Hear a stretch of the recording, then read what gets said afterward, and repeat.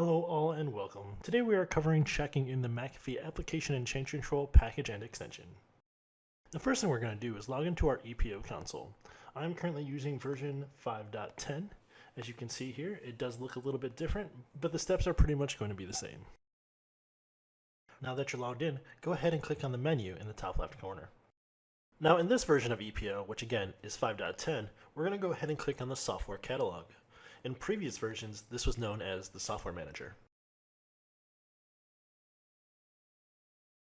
From the software list, we're going to go ahead and click on McAfee Application Control 8.2. If I click the arrow to the left, this will expand the list and show you everything that's going to get checked in. Note all the check marks below. The only things that are going to get checked in at this time are the ones listed under Check-in in the action column to the right. Therefore, the license, the offline GTI tool, and the release notes will not be downloaded. Next, we're going to go ahead and click Check in All. This will prompt you to accept the end user license agreement, choose the branch in which you want the product to be checked into, and it'll list the components to be checked in. Go ahead and click Check in, and you can see here that the environment is now being updated.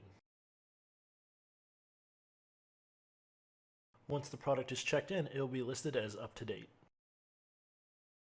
One thing to note is that choosing Application Control or Change Control will check in everything that you need. Depending on what license you have, the features available may be different. Now that you've successfully checked in both McAfee Application and Change Control, you can validate this by checking out your extensions and your master repository. So if you go up to the menu and then click on Extensions, you will see the Solid Core extension has been installed.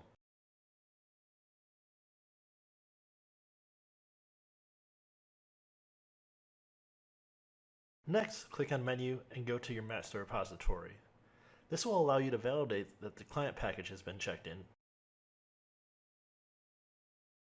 And as you can see here, the Solid Core client for Windows has been checked in to the current branch.